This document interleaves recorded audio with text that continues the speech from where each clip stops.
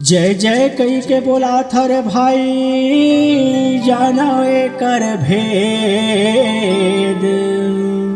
और प्रथम जय के बोलैया कोने जाना वैसन राजला, तो जाना वैसन राजला यौ माना वैसन ज्ञान।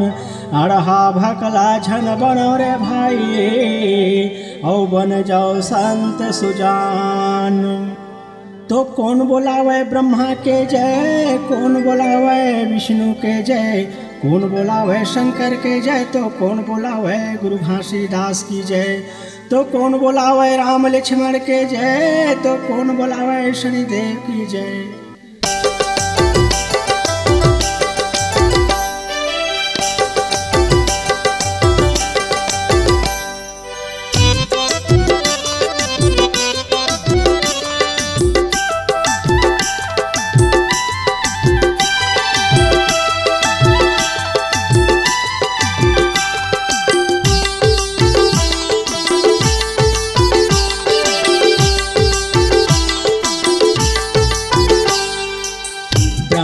जय बोलैया विष्णु के जय बोलैया, ब्रह्मा के जय बोलैया विष्णु के जय बोलैया, शंकर के जय बोलैया शंकर के जय बोलैया, शंकर के जय बोलैया शंकर के जय बोलैया।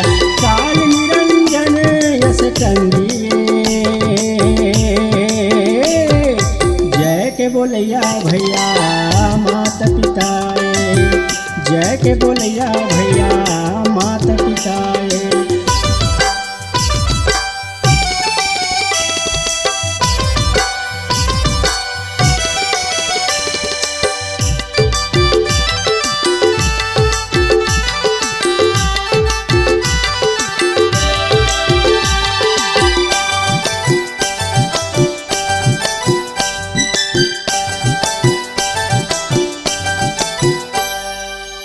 गुरु घासीदास के जय के बोलैया गुरु घासीदास के जय के बोलैया, गुरु घासीदास के जय के बोलैया, गुरु घासीदास के जय के बोलैया।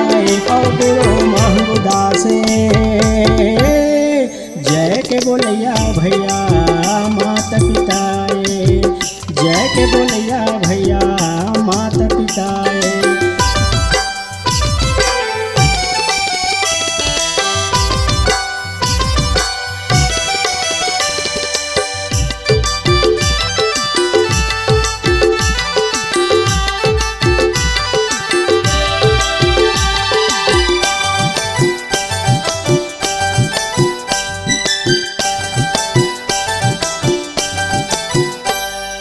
लक्ष्मी के जय बोलैया सरस्वती के जय बोलैया, लक्ष्मी के जय बोलैया सरस्वती के जय बोलैया, लक्ष्मी के जय बोलैया सरस्वती के जय बोलैया, लक्ष्मी के जय बोलैया सरस्वती के जय बोलैया। और ब्रह्मा देवे जय के बोलैया भैया माता पिता, जय के बोलैया भैया माता पिता।